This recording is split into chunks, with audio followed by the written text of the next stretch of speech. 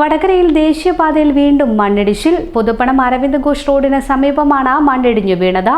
കിഴക്കേ വെന്തുരുത്തി ടി.കെ. ബാബുവിന്റെ വീടിന് സമീപത്തെ സോയിൽ നെയിലിംഗ് നടത്തിയ പാർശ്വഭിത്തിയാണ് തകർന്നത്. 4ാം തവണയാണ് ഈ ഭാഗത്ത് മണ്ണിടിച്ചിലുണ്ടാകുന്നത്. അരവിന്ദ് ഘോഷ് റോഡിന് സമീപത്തെ കിഴക്കേ വെന്തുരുത്തി ടി.കെ. ബാബുവിന്റെ വീടിനോട് ചേർന്നുള്ള സംരക്ഷണ ഭിത്തിയാണ് തകർന്നത്. ഇതോടെ മുകൾ ഭാഗത്തുള്ള വീട് അപകട ഭീഷണിയിലാണ്. മണ്ണിടിഞ്ഞു നേരെ പതിക്കുന്നത് താഴെയുള്ള സർവീസ് റോഡിലേക്കാണ്. ഇതുവഴി പോകുന്ന കാൽനട യാത്രക്കാർ ഉൾപ്പെടെ അപകട ഭീഷണിയും നേരിടുന്നുണ്ട്. ശക്തമായ മഴയുണ്ടായാൽ ബാക്കി ഭാഗവും ഏത് നിമിഷവും ഇടിയാവുന്ന സ്ഥിതിയിലാണ്.